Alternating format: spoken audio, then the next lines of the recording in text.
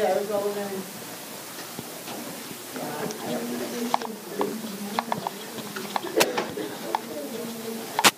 Good morning, Heather. Good morning.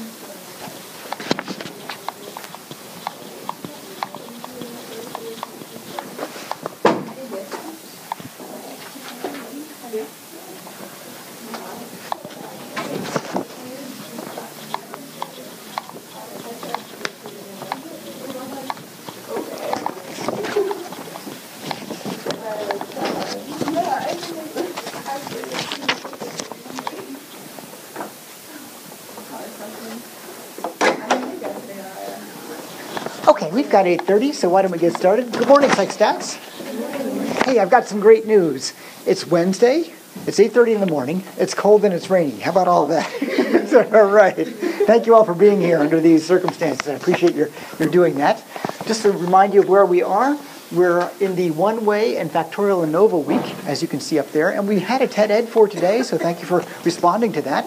And we'll have TED Eds for tomorrow and for the next day as well. And each of these days, I believe that we'll be doing some hands-on in Excel and or SPSS, and we'll also be going over the TED Ed questions. Okay?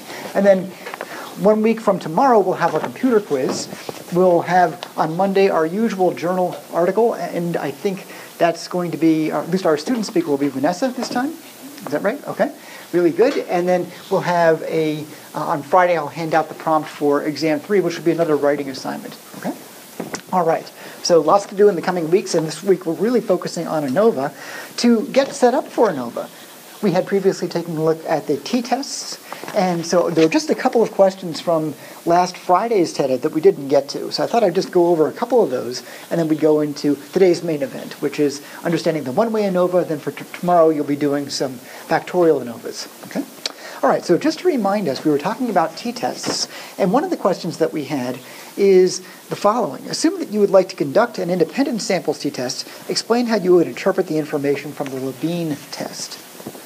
Who remembers doing the Levine test in research methods? This much is probably review. Who's not sure they remember doing the Levine test from research methods? Okay, some of us are not sure that we remember that. Can anybody tell us what we would do with the Levine's test on a t-statistic if we're doing that in SPSS? Okay, thanks, Hannah. It tells you if the variances are equal. Okay. So you want it to be not significant, so that would be the significant. Okay, really good. We want Levine's test to come up non-significant. So what's interesting is on the Levine test, that's the first of 2 steps that we're going to take when we're doing either a t-test or an ANOVA that's independent samples. We're going to look for, ultimately, do we have a statistically significant F value in ANOVA or a T value if we're doing a t-test. But before we do that, we want to make sure that the assumptions that are underlying the test are reasonable. And one of the assumptions is that we have equal variance. Can anybody remind us, we did a little ditty up here on the board last Friday about variances, and I was making a point about equal variances. Anybody, let's do it this way. By using your hands and by gesticulation, can you show me what equal variances would look like between 2 conditions? So what would equal variances look like? You have condition A, condition B. Okay? Let's say they have the same mean and they have equal variances. Can you show me by your hands what that would look like? Okay, can you hold those up a little higher, Victoria, please? I think okay, there you go. Can we all do that? Right, okay, that was the idea, right? Okay. Now, let's say we have equal variances but unequal means. Can you show me what that would look like by your hands? Okay, there we go. Okay, up real high. Okay, I see that. Okay, now, can you make the means equal to each other, but can you make the variances unequal to each other? I can see Sarah's got it, Hannah's got it, Karen's got it, Victoria's got it. Okay, all right, there we go. Gabby's got it. Yeah, and can I see that one more time? Okay, but we want to make the variances unequal, so we need to. So this one's got really fat error bars, and this one has maybe really narrow error bars.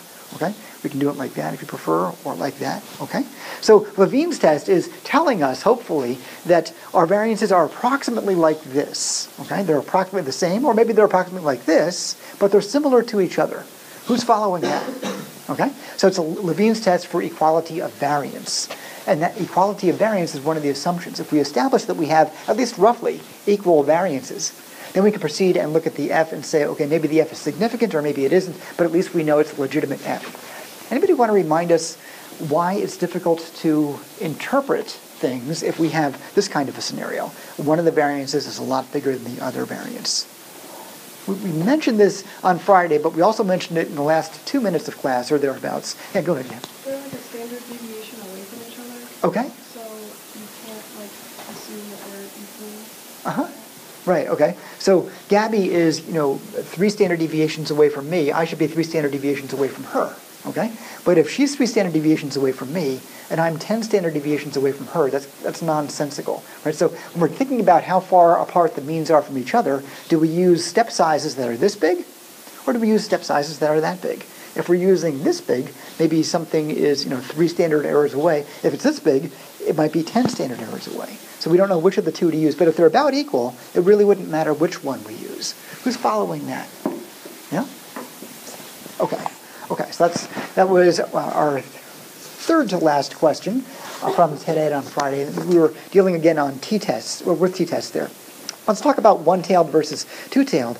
Can we think about how the alternate hypothesis, that's not the null hypothesis, but rather the alternate hypothesis, might be different for a two-tailed versus one-tailed t-test? Our null hypothesis is always easy, right? All means are equal. Okay? We have one-tailed versus two-tailed t-test. How might the null hypotheses be different from each other? The alternate hypotheses differ?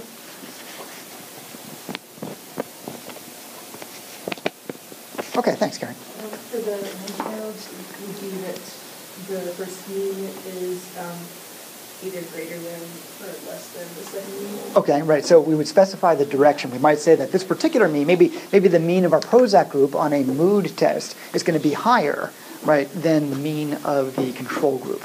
Okay, we might say it that way. We might say that their anxiety scores might be lower. Okay, not just different, but lower. Okay. Whereas if it were a two-tailed test, we'd just say that they're not equal to each other, and we haven't specified the direction in which they might be different. Who's okay with that? Yeah? Anybody not sure about that? Okay, so that was our second to last question. Then I wonder if somebody can help us out with this. We ended that set of TED Ed questions with a issue about statistical conservatism, and we asked if you could explain in your own words why a two-tailed test is considered more statistically conservative than is a one-tailed test. Some idea about that. Okay, thanks, Sarah. The two-tailed test kind of divides the alpha level, so on each side, if the alpha were 0.05, it'd be 0.025 and 0.025. Okay, yeah. Okay, so that is certainly true. We're using 5%, the most extreme 5% in each case, but it can be the most extreme 5% only on one side, or as Sarah correctly pointed out, you can divide that half and half. 0.025 down here, 0.025 up here. Right? So we can divide that half and half. So why is it more conservative to divide it half and half? I've got 0.025 down here, 0.025 up here. Why is that more conservative? It might be really obvious, but I'm hoping somebody can just state it in exactly so many words. Why is it the case that 0.025 in each tail is more conservative? Okay, thanks, Victoria. Because they're smaller regions farther away from the mean. Okay, yes, they're further away from the mean. So if you can imagine, here's our bell-shaped distribution. It also could have been a t-distribution, which is somewhat bell-shaped, but it isn't a perfect Gaussian. Okay? If I've got a one-tail test, I can start at the center, and I have to move, for a one-tail test, 45 centiles down this way. So I need to depart from the mean by 45 centiles, okay, to hit my target. And that's a pretty significant departure. But if it were two-tailed, as Sarah has correctly mentioned, I'd need to depart by 47.5 centiles down here. I need to go even a few steps further away from the mean than I would have for the one-tailed test. Who's following that? Okay, so you can think of the departure from the mean almost as if the mean is a gravitational force. It's pulling all of these scores near it, right? And how far do you have to get away from that center of gravity, if you will? Okay, and the answer there is to get out 47.5 centiles is further than 45 centiles. So that's why it's more conservative. It's a less likely event to happen, just by chance. Okay. All right, so that was our introduction to t-tests, and we had seen some similarities between t-tests, which will be a comparison of means, and certainly it's based on means, and all the work that we had done in regression, which again is based on means. Okay? All right, so if there are no questions about the t-test, maybe we can go to talk a little bit about the TED Ed questions that we had for today. And these were on one-way ANOVAs. Are there any questions on t-tests? For this group, that should be pretty simple. But I do like to do those right after multiple regression and right before ANOVA because they're a nice transitional form, I think, for us. Okay, can somebody explain for us the conditions under which an ANOVA would be more appropriate than a t-test? Okay, thanks, Melanie. When you have more than two levels in a variable, so you can compare multiple means at once instead of just doing two at a time. Okay, right, yes. You're able to do something that we call the omnibus test in the ANOVA family, and that is that you're looking at all the means simultaneously, and the theme song for the one-way ANOVA is something like the theme song from Sesame Street, which is one of these things is not like the others. If you get a significant one-way analysis, right, on your ANOVA, a significant one-way effect, it tells you that at least one of those means is different from at least one of the other means. It doesn't tell you which ones, okay, but you have at least one in that set. By the way, every time you do a t-test, you could have been doing an ANOVA, right? You can run a simple, you can run an ANOVA on a two-mean comparison. You don't have to do a t-test. You can think of the t-test as a very specialized and simplified case of the ANOVA. Okay? Does anybody remember, I think we've mentioned it before, what the relationship is between T and F? I think we've mentioned it. Maybe we haven't mentioned it. We can take a T value and do something to it, and just like that, turn it into an F value. There's a very straightforward mathematical relationship. T squared is equal to F, right? T squared is equal to F, okay? So you might remember whenever we take the square root of a number, you might remember this from 8th grade or so. When you take the square root of a number, it's proper to say that the answer to that is plus or minus something, right? Plus or minus that, right? So the square root of 16 is plus or minus 4, right? Because it could either have been minus 4 got squared to 16 or positive 4 got squared to 16. So similarly, it's the case if you take the square root of f, you can get back to t, just remembering that can be either plus or minus. The t distribution is centered at 0. It's roughly bell-shaped. I'll draw it as a bell shape. It's centered at 0, and we have negative scores or positive scores, depending on whether the first mean was bigger or larger, bigger or smaller than the second mean. Okay?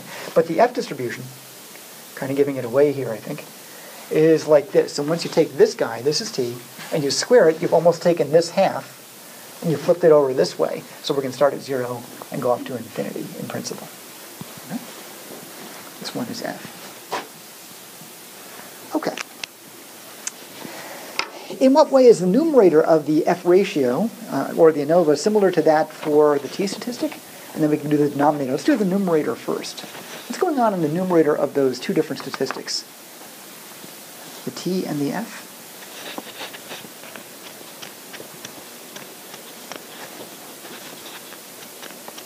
Okay, thanks, Victoria. In both cases, they're similar because they're both looking at differences between the samples. Okay. Right, they're looking at differences between the samples. We're looking at the difference of means. Okay, so we're getting a different score. And you might remember that once before I've mentioned that you can construe either a t or an f as something like a signal-to-noise ratio. And the difference that we have between our means was what we were doing a little while ago. This is our signal. Here we're getting a pretty large signal. Here we're getting an equally large signal in the opposite direction. Okay? Here we have almost no signal whatsoever. And the numerator is always talking about the difference across our means. Do we have any mean differences? Okay? Now, a given mean difference might be highly significant, right, or it might be non-significant in some kind of a context. So I'm kind of giving you the answer to the second half of that question, which is that the denominator tells us something about the within-group variability, which is, roughly to say, something about the size of the error bars. So we're going to try to understand the difference between the mean within the context of these different error bars. And we will analyze the variances that way, the variance between the means and the variance within any given condition, which might be a group or it might be a within subjective condition. Who's following that? So we can ask, how big is our signal, and how much noise do we have around that signal? We're doing signal-to-noise ratios here and here. Signal is up top, noise is on the bottom. Okay? What does it mean if we have a signal-to-noise ratio that's less than 1? Intuitively, what does that mean? Signal-to-noise ratio that's less than 1?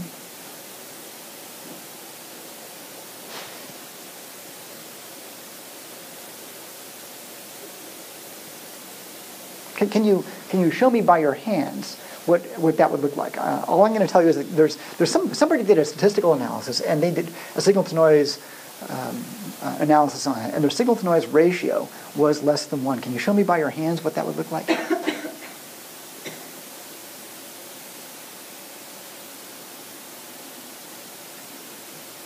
For any fraction, okay, if the fraction or any ratio is less than 1, what does that tell us about the relationship between the numerator and the denominator? If the ratio is less than 1, what do we know about the numerator size versus the denominator size?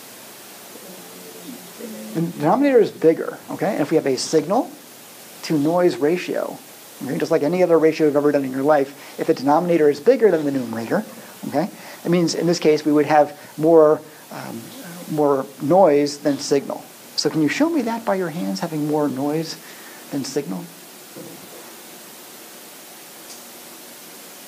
You've actually done it once or twice already this morning.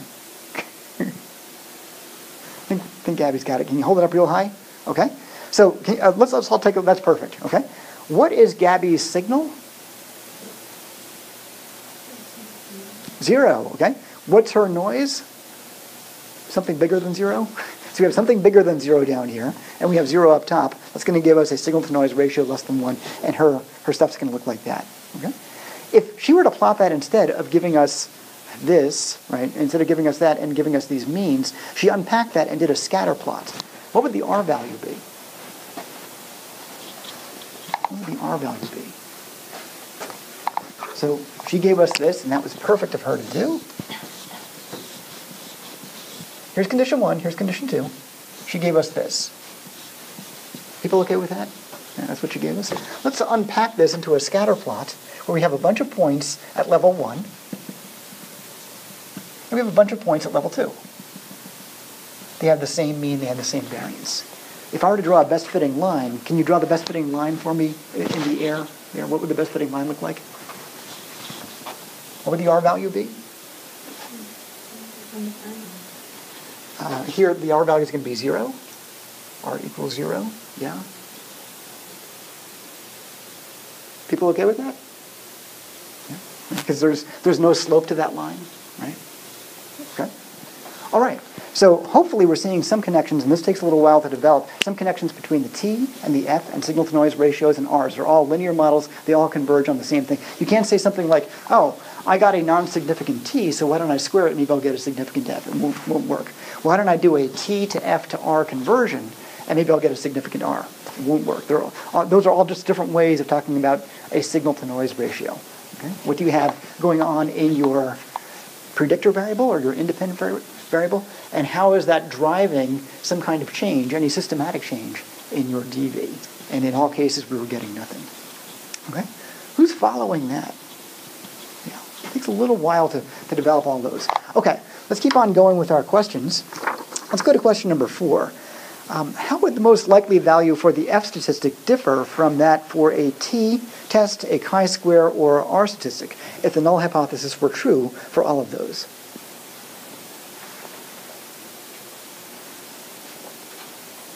Anybody want to help us out? This one's a little tough, a little counterintuitive. Does anybody remember the most likely value here for the F statistic? What did we say that was? We did it once before, but we haven't done it recently. The F ranges from 0 to positive infinity. Okay. And Dr. Hudson Como gave us a clue about this the other day. It was one of our TED-Ed questions. Dr. Hudson Como told us in her article that she was running a series of comparisons, and for all of them, F was less than 1. Does anybody remember that? F was less than 1, okay? So the idea would be that our critical value is over here. Okay, that's our critical value. And typically what will happen is you'll have some variation between the groups, but it won't be particularly significant. You'll have some variation within a group. And this is a very, very commonly observed value. You're going to get a F value of 1, even if you have non-significance. You'd have to come way out here to get to some critical value to reject the null hypothesis. Okay? So typically what will happen is if you have the null hypothesis being true in a F-test where you have many, many, many means, there's going to be some variability between those groups, but probably not enough to get all the way out here, but you might happen down around here. For a null finding on a t-test, for a null finding on an R-statistic, typically you're going to get zeros there, right? And if you have absolutely no differences in a chi-square test, you'd have no difference between your expected and your observed values, and you take that difference, which is 0, you square it, which is 0, you sum up all the zeros, you're going to be at 0. So typically for an F, you'll get slightly above 0, maybe toward 1, but for everything else, for a t-test or a chi-square or an R, you'd be at 0. That's a difficult question, but what I'm hoping to do by asking that question is to recognize that you probably can get away from 0 in a ANOVA, but you're probably not going to get past 1 if you're just having random numbers in there. Okay? That was, I think, a tougher question. Okay, let's keep going, and in a few minutes, no matter where we are, we'll stop to do some computation today. I want to make sure that we get some practice. Okay, here we have some draw twos, and maybe I can just help us out by taking advantage of what I was hoping to get you to draw in draw two. We'll go to here, and I was going to get people to draw some diagrams like this. Okay, here we are. You might have had some diagrams that look like this. Okay. Here the variances are equal, the F ratio is equal to 1, and we're going to wind up retaining HO. Okay, something like this. And remember that in the F ratio, we're doing a variance between groups over the variance within groups. Okay? The variance between groups, again, is our signal. Variance within groups is going to be our noise. And here we have the variance between groups. Okay? It's going to be something like shown here in green. Okay? And then the variance within groups is going to be about that same size. Okay? So our F ratio would be 1. Who finds that intuitive? Is that working for us? That the green and the red are about the same size, so we put the green size over the red size, and that should be an F ratio equals to 1. Okay? So we have as much variability between the groups as we have within the groups. That's going to put us here on our list of F statistics. Right? This is all possible F values. And these are the probabilities. Okay? So probabilities around 1 are going to be very, very high. We're generating here no effect whatsoever. Our F value is going to be about 1. Okay? Let's go ahead and we'll take a look at this. And now what's going on is the F ratio is going to actually be less than 1. This is what Dr. Hudson-Como was describing in her study on gender stereotypes. She had a couple of main conditions, and then there were some controls that she was concerned about. Did the controls come up positive? The controls came up as if they were non-significant. Her F ratios were less than 1. So she had, just as Gabby was showing us a little while ago, she had much wider error bars than she had differences between the groups. Yeah? Okay. And if you were to draw it as a pie chart, it might look something like that. Okay? All right. And then hopefully, if you're running some kind of a study, you actually have more variance in your independent variable, the variable whose effect you seek to know, versus the variance that you have within a particular group. And this would give you some F ratio greater than 1. Whether this comes all the way out to statistical significance or not is not shown here in the diagram. Maybe we'd get as far as statistical significance. Maybe we wouldn't. It would depend on the degrees of freedom. But hopefully you can develop an intuition about that just by looking at how large the green is relative to how large the red is. Who's okay with all of that? Yeah? Okay. All right. So I think that's pretty good for us.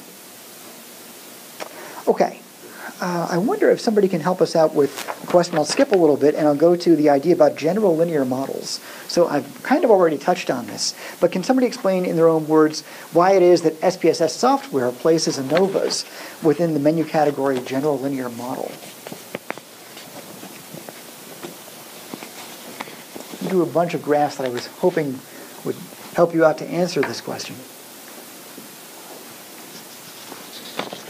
Okay, thanks. Well, the two graphs, the one for question 6 and the one for question 7, basically show the same information. It was just presented differently. Okay.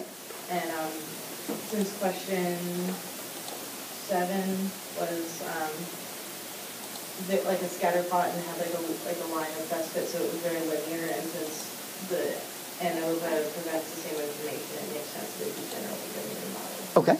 Okay, thank you. And if you don't mind, Melanie, I'll project your... Okay, so, all right, so here we go. Here's group 1, 2, and 3. Here's Prozac, here's mood. And we're stepping up, so Prozac is working for us, right? Okay. And then just like we did a moment ago over there, right, we're going to now do it with a 3-group case. And because it's 3 groups, that's more than 2, we can use an ANOVA on this. I'll go back to Melanie's response, and I'll project her question 7 response. Okay? All right, so now we have something like this. She's lined them up very nicely at 1, 2, and 3. Okay? And if you were to make the best fitting line in that case, this could easily have been a data set that I could have given you when we were doing regression a little while ago. If we're doing them as ANOVA, we'd probably plot it this way. But she was just right. These two are really the same data set. They're just plotted in slightly different ways. When we see this, we tend to think of ANOVAs. Right? When we see this, we tend to think of regression. Okay? But they're both linear. Yeah? Okay. Just to plant a seed, we're going to take one more crack at this toward the end of the semester, and you're going to see that we can do some very rudimentary algebra. In fact, we've already done some rudimentary algebra on this. We've done the R computation manually. I gave you a formula, and you had this algebraic expression that was something like the SPXY was in the numerator, and then you also had the square root of SSX times SSY. Anybody remember that, doing that computationally? Okay. We're going to show you an interesting geometric computation that involves cosines that can give you this and equivalently give you this. We'll do that toward the end of the semester when we're dealing with higher level statistics that have more than one dependent variable going on at a time. But for right now, hopefully people are seeing that connection. Okay, let's skip a bit. Thank you, Melanie. That was a great response. And it's really fun for me to have TED Ed available because then I can just pop up a student's response on that and we can see how that's all going. Okay. We've already talked about number 10 in a way. Right? We've talked about flipping this thing around. Can somebody help us out with this? What portion of an ANOVA summary table can be determined by the so-called basic ratios?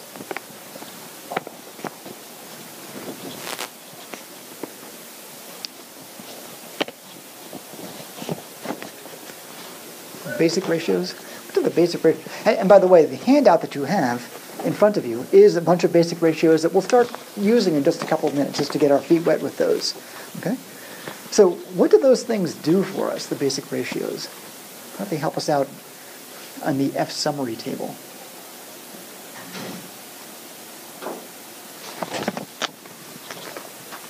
Let's go to this.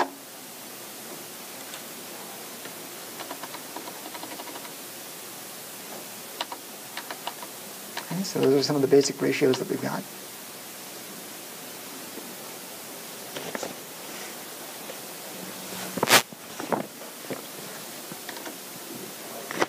This was what I was trying to call your attention to. The basic ratios can be combined in various ways to give us the SS values, okay? Sums of square values. So you might remember that we always have to get the sums of squares whenever we're looking at any kind of variance, okay? If we're doing an analysis of variance, we're looking at variances as expressed in sums of squares.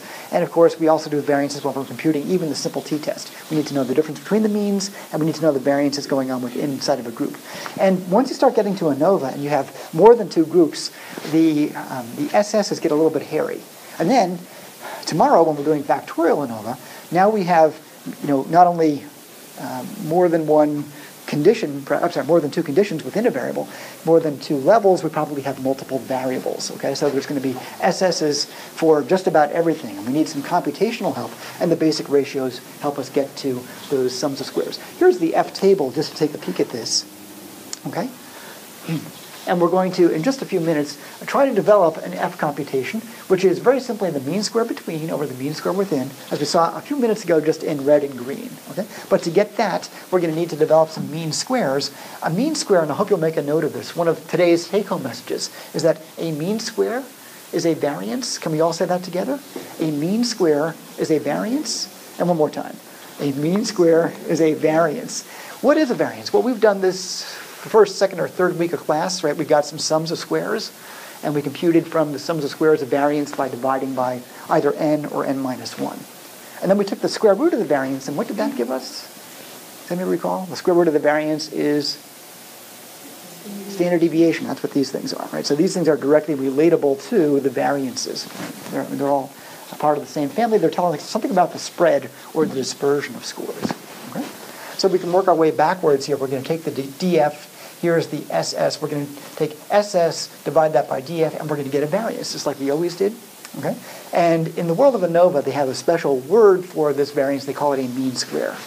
And we can find those mean squares or variances for between groups. It's going to be our signal. Okay? And within groups, that's going to be our noise. And we're going to take a mean square between versus within, or signal over noise, and that will be our F ratio. Yeah? Who's okay with that? Okay. Now, again, lots of groups floating around. We're going to have typically more than 2 if we're running in ANOVA, and that's just on one variable. And if we get another variable, we might have 7 other groups on that variable, right? So lots and lots of SS's floating around, and it can be computationally hairy, so we use these basic ratios to help smooth out the computations, if we're going to do this manually at all. And I will ask you to do some manual computation on next Thursday's quiz, just so we have some intuition about what magic goes on when you click on ANOVA inside of SPSS. You know, this thing comes floating out the other side, but you might say, well, how did that happen? Okay, and the answer is it happens this way. We have to first develop some SS's. So why don't we do that? We're at about 9, we're exactly at 9 o'clock. Why don't we see if we can open up a new file inside of Excel, and we'll get some practice today manually computing this, and if we have time, we'll drop these numbers into SPSS. Okay, so I'll ask you to join me in a new file that I just put out this morning. We'll go to the S drive for our course, and we'll go to the practice sets. And within the practice sets, I've put up a couple of items. There's one that says basic ratio formulas, just in case you ever want to retrieve what you have in front of you. I've been doing this since 1993 is when I went to graduate school and started teaching about using basic ratios. I haven't memorized these yet, and it's been 22 years. I certainly don't expect you to memorize these. For Thursday's quiz and for anything else that we do this semester, you'll be handed this, okay? I think you'll see it's fairly easy to walk through, but in case you don't have it handy on you, you can always go to our S drive and click open the basic ratios. What I'd like you to click open for today's Excel exercise is the between subjects ANOVA. And we'll do a few of these throughout this week so we get some practice, and we'll start out simple by doing just a one-way ANOVA. What does that mean, by the way, one-way ANOVA? So I'll yell it out. A one-way ANOVA is a one-way ANOVA because some people are not sure. Okay, a one-way ANOVA is a one-way ANOVA because there is exactly one independent variable. How many levels might it have?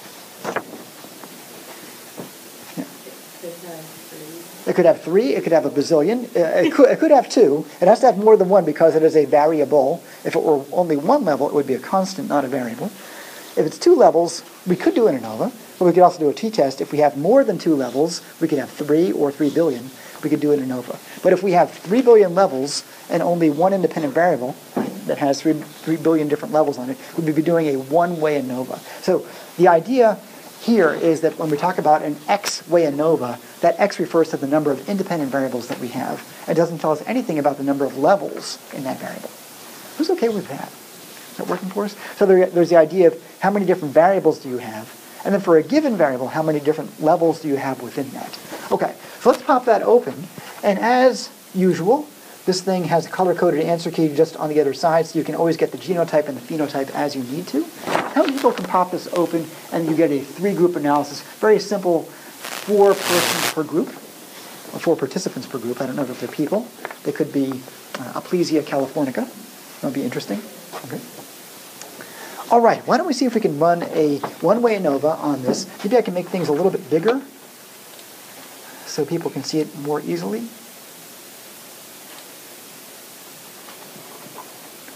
Go to Zoom.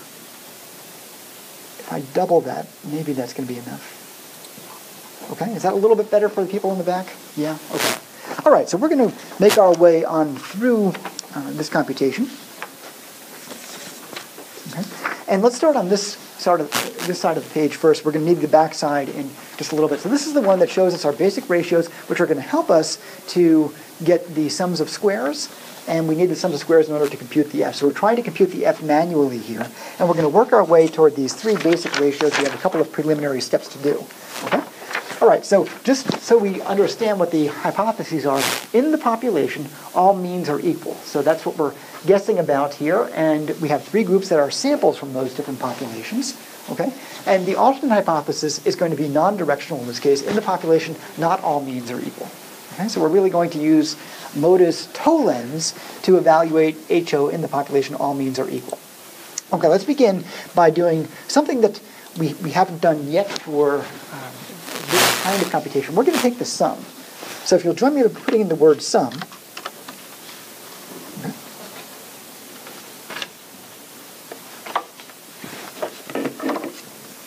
And we can take a sum for each of the 3 columns.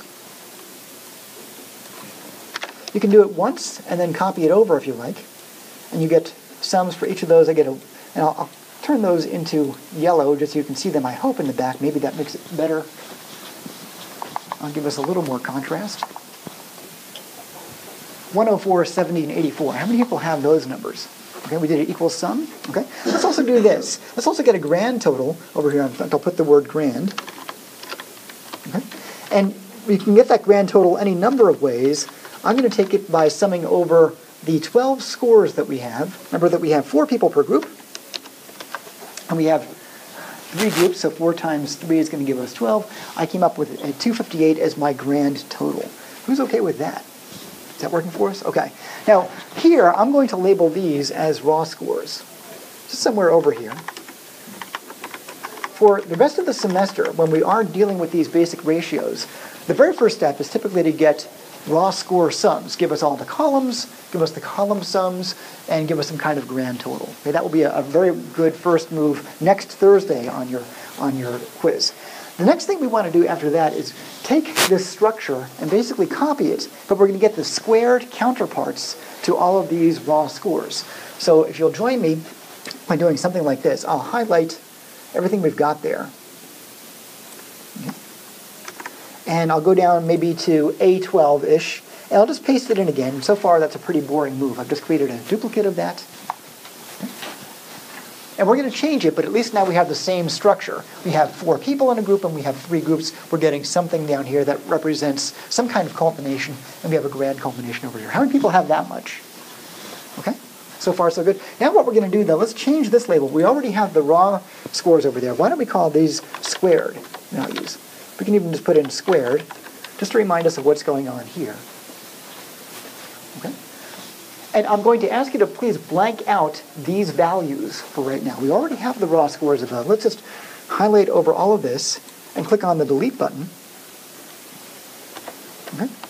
And we're going to fill every one of these as the square of its counterpart upstairs, okay, to be very informal. So I'm going to say, for example, I'm in group 1, I'm in cell C13, maybe that's where you are too. That's going to be equal to, and I'm going to dial up to the 38, right? I'm going to put my cursor right on it, and I'm going to square that, and I get a 144. And because it's dark outside, I can't even see my keyboard, so I thought I'd give us better contrast. But I do need to be able to see my keyboard. Okay? How many people get a 144 there? Okay? All right, that's looking good. Why don't we do this? Now that we've said basically go up this far and square it, why don't we take advantage of that spatial relationship? Can we just drag that whole thing down? Okay? And why don't we drag the whole thing over? Okay? And I'll do this for us. First, you can join me if you like. Bless you. And getting rid of these zeros. Those just got copied over because we squared those blanks. We can get rid of those zeros if we want. Okay. I can highlight that guy. And I can highlight these guys. Okay. So this whole bit down here is nothing more than a squared that. Okay? Right? This is a squared that all the way on through. How many people can confirm these numbers of 10, 816, 4,900, 7056, and 66,564. Is that working for us? Okay. Now, what's a little confusing is we also copied this thing down. And what I hope you won't do next Thursday is I hope you won't try to sum these guys up and insert the sum there. If that's confusing you, you can get that thing out. Right? We can take that thing out. This is simply a squared that. Okay? Right? So we have basically now all the components that we need to start building our basic ratios. Okay? All right, so let's now look at our basic ratios. And here they are. They were described in your PowerPoint. But we have basic ratios that have somewhat arbitrary letters assigned to them. And the first one is the arbitrarily assigned letter y. And this is going to pertain to something related to the squared items for the individual cells that we've got. Okay? The individuals, regardless of what group they're in. Then we're going to have something relating to the particular groups. Okay? So we're going to get some kind of a indication about the group sums for group 1, separately 2, 3, and so forth. And then we'll have something related to the total square that we get there. So we have a y, a, and t entirely arbitrarily. If you'll join me in column B, well, maybe you can join me in B19. We'll go y, a, and t. Excuse me, t. We can make those capitals. And we can now take advantage of the verbiage that's here that tells us how we go about computing this. Okay? So I'm going to let you try to do this by yourself first, just the basic ratio y. Basic ratio y is defined as the sum of the individual squared scores. Right? The sum of the individual squared scores. So you're going to be summing over the 12 individual squared scores here. Okay? And we'll let you yell out what number you get when you take that computation. You can put it right here, so your y value will be sum of the individual squared scores. If you do that, can you yell out what number you get? 6378. Let me see if I can corroborate your number. You said you took the sum of the individually squared scores. So you took person 1 through person 12. You took that sum, and you got a 6378. Okay? So that is our basic ratio y. Okay? And again, these guys are going to help us get the sums of squares in just a few minutes. Okay? All right, let's see if we can go on to A. And that's defined as the sum of the squared column totals. Here's a column total. Here's a squared column total. Here's a column total. Here's its square. Here's a column total. Here's its square. If we take the sum of the squared column totals, these three guys, but not him. Okay, he's not a column total. He's a grand total. The sum of those guys.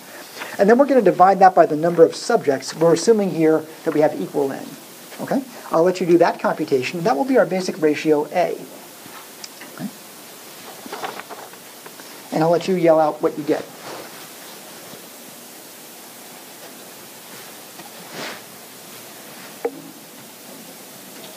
That's, by the way, the number of subjects per condition. You should put that in there, number of subjects per condition.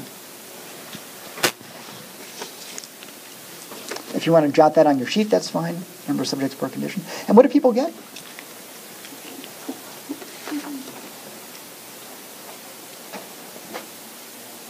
think I hear something back there. How many people got 5693? Okay, let's see if I can get 5693. So what we said was we're going to take equals the sum of the squared column totals, equals sum. I need to sum up these three, because I happen to have three. I'm going to divide by the number of subjects per condition, which is 4, and I get 5693. Okay? Can I get an amen on that? all right. Okay, now we're off to our final basic ratio, and this is going to be relatable to the grand total. And so take the grand total squared. So this was the grand total originally. Then we squared it when we created this matrix here, right, this set of numbers. And we'll divide that by the total number of scores, which is going to be 12. So a moment ago we divided by the number of scores per condition. Now we're dividing by the total number. Okay? All right. So I'll let you take that and yell out what number you get there. Okay. Let's see if I can do that. I'm going to take this guy, because that's the square of the grand total. And I'm going to divide that by how many? Yell it out. I divide by 12 because there are 12. Okay? And I wind up with 5547. Who can corroborate that number? Okay? You all see where those numbers came from? Yep. Okay. So you might say, well, that's a peculiar thing. This was not too bad. This is kind of a peculiar arrangement of basic ratios, but their genius in the basic ratio will be that we can just mix and match these now to develop the sums of squares really, really easily. Also, today we're starting out with a relatively modest one-way ANOVA. It's, in fact, maybe the simplest kind of ANOVA. It's got only one independent variable, and it has 3 levels. Okay? It could have had 12 levels, could have had a billion, but it has only 3 levels. You'll see that we can always use these same ideas even if we have more than one variable, and even if we have 35 different levels in our variable. Okay? All right, so let's keep on rolling, and let's see if we can now begin to develop something that we hadn't done before. Let's do something like a F summary table. Okay? And we'll call this the F summary table. I'm in A24. Okay. And you know that we're going to do some kind of between subject comparison and some kind of within subject comparison, which, by the way, SPSS sometimes refers to as our error term. This is our denominator. This is how much noise we have. Okay? So you can say within if you want to say parenthetically error. Okay? And here we have basic ratios. Okay?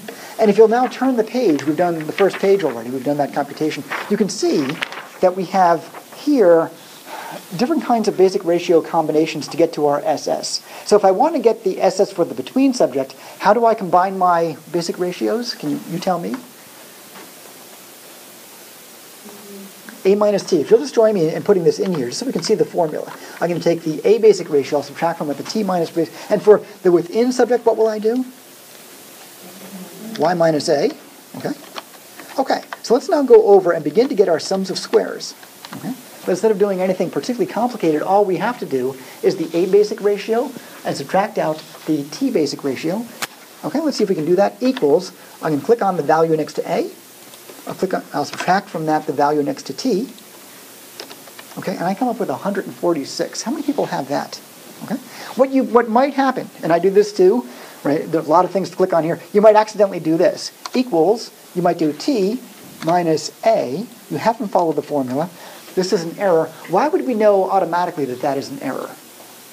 Yeah. Because it's a sum of squares and squares always positive. The sums of squares and squares, it could be 0. That's conceivable, but it can't be negative, okay? Because we're working with the real number system rather than the imaginary number system. So if you're plugging away on a test and you ever wind up with a negative sums of squares, stop right there and see if you can go back and catch it, okay? Okay, so we're at 146. Let's do the same thing for the within subject or the error term, and this is going to be y minus a. Okay, and hopefully it comes up non-negative, it comes up positive. In this case, it's 685. Who can corroborate that number? Okay, have I lost anybody? All right, so we're building our way manually. The next thing that we're going to do is, you might remember even from the first week of class, when we get the sums of squares, we have to convert that somehow into a variance, which we're calling a mean square today. And the conversion from a sum of squares to a variance or mean square does require that we divide the SS by some kind of degrees of freedom.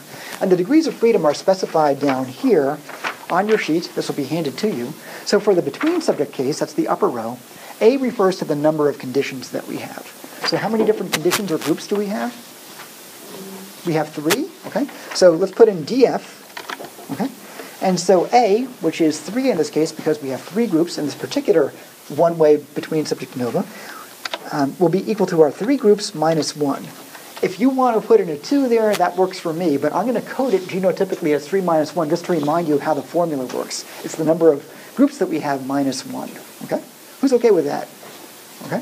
All right, now what we'll do is now we have big N minus little a. So big N is the total number of participants that we have in the study, and that is how many?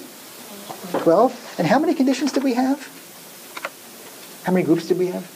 We have 3, okay? So A is going to be 3, so I'm going to do 12 minus 3. I'm sure that each of you can do that in your head. I'm going to encode it as 12 minus 3 so that I can stick it right on top of the formula, okay?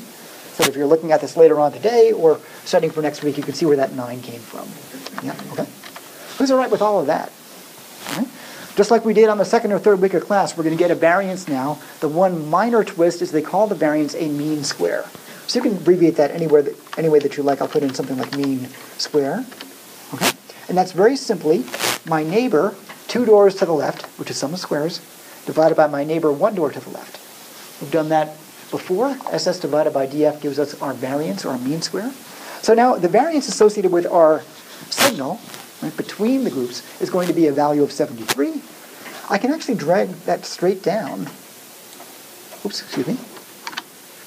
Down here, I'm taking this divided by this, okay, and I get a 76.11. Who can corroborate those numbers?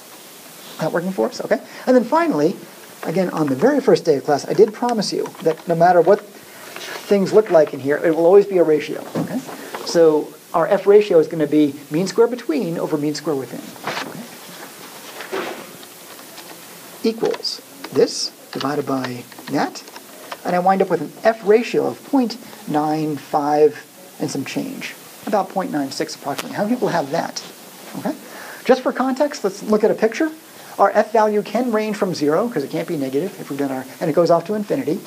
If there's really not much going on, we're probably going to wind up at this very typical bit. We're not going to be anywhere near the critical value. So we are here, kind of like the map right outside of Slate, right? You are here, okay? Our F value is here. Are we going to be significant or non-significant? This is non-significant. Okay, let's see if we can just demonstrate that to ourselves. Okay, why don't we see if we can get the p value or the sig value here? Does anybody remember how we get the p or the sig value using either the t or the chi-square statistic? We had equals something, and that gave us a sig value. Equals chi-dist equals t-dist. Anybody remember doing that stuff? We're going to do now equals f-dist. Okay.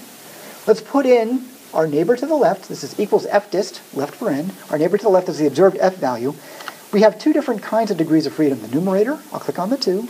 Our denominator, I'll click on the 9. I'll let it fly. And our p value is 0.419. That would have to be lower than 0.05 for this to be significant, but we're nowhere near that. Okay, we have a sig value of 0.41. This is ns. Who's okay with that?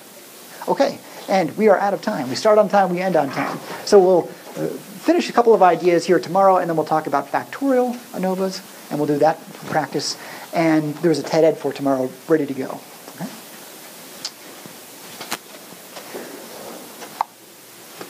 All right. This might help you for TED Ed tomorrow. I won't make a big thing out of it. You'll be drawing a lot of 2x2s. It'll help you if your 2x2s go something like this, 9, 5, and 1. You might put 9, 5, and 1 on your axes. I have an indication in the TED Ed questions there, but you might just say you'll operate over that range. Here's factor A1 and factor A2. Okay? You'll do a lot of those in TED Ed tonight. Okay? All right, see you tomorrow.